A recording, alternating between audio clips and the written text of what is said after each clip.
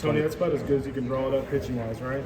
Yeah, I mean, honestly, the plan was Russell, Causey, and then Combs. And, you know, the one thing about what we kind of had Friday, Saturday is Beam kind of, you as a coach want to know what you're getting. And AJ, as high as everyone is on him in our clubhouse and now probably some of you guys, you don't know what you're going to get. And the one thing is he's able to strike some guys out. Where's that pitch count going to land? So Causey deserves to start on the weekend, but he's a great teammate, willing to take the ball in any situation.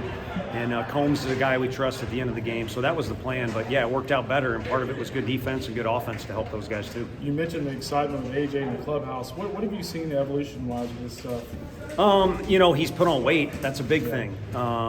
You know, last year I don't think he was as durable as he wanted to be or we wanted him to be.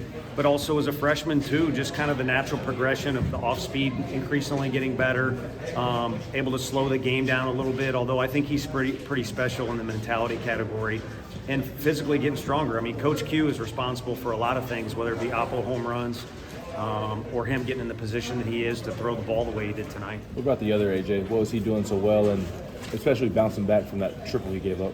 Yeah, it was tough because, I mean, it was a breaking point there. We were either going to give Russell one more hitter or not, and you want the guy to leave the game confident, and it's February. We're hoping to play deep into the spring, and so we go to our guy who a lot of our hitters claim is the toughest guy or the toughest look when you're at the plate, and all night he was really good except for one pitch. I mean, that pitch was middle according to Peebs, our catcher. So the rest of it was honestly just him being himself. And I don't know that he's ever been thrown in that type of situation in this environment. And, you know, in that situation where the fire was burning hot coming out of the bullpen, I thought he handled it incredibly well. Just you make a mistake to a good team and a good hitter, they'll make you pay. I was going to say that high leverage, what gave you the confidence to use him in that spot?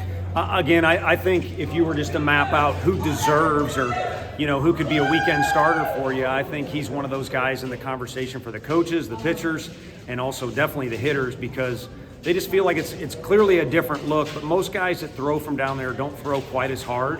But also the kid, when you and I were growing up, or at least when I was growing up, I should say, a dog was a bad thing. Like a dog was a lazy guy and things like that. And now a dog is a warrior and a guy you trust and a guy who's competitive. And whether it's in the weight room, it could just be stretching.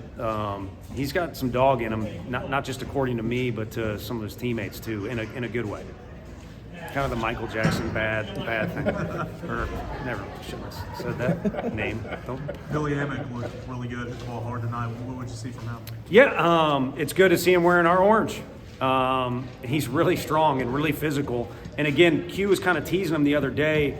The way he looks in the uniform is the same. Looks like a big leaguer, but he's kind of worked hard to reshape his body, or those guys do that bod pod. It tells you everything you want to know. And he's in as good a shape as I think he's ever been in his life. And I think it's not only helping his swing, but, you know, he's got a pro career in front of him. And I think he's really running the bases well and playing defense well too. So hitting is why he's known.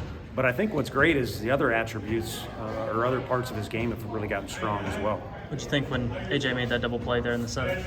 It was great because he was so close to making that one catch, and then it just took kind of an awkward bounce. And, you know, you could talk about breaks or luck in a game, and Coach Anderson's always quick to point out, as long as he's been coaching, I'm not saying he's old, but he's been coaching a long time, he's always seen the guys who work hard and are a good teammate and do the things you're supposed to just tend to get breaks. And, you know, that could be considered luck or a break or anything like that. But I think a guy or a player who does what he does is going to find himself getting some breaks. One or two more guys. What'd you think about Cannon behind the plate and kind of what behind your decision, I guess, to roll with him tonight? Yeah, I think we've got, you know, you saw Bargo, and Stone certainly can swing the bat as well. But the three guys that we trust behind the plate defensively are the two guys that got us to Omaha last year, and Charlie Taylor and Cal Stark. And they did it defensively and with presence and leadership, competitive at-bats. But I think what Peoples gives us is not only a switch hitter look and a lefty compared to those guys, but he's really talented offensively, and he's fighting hard to shake that reputation of offensive catcher. And it's changing.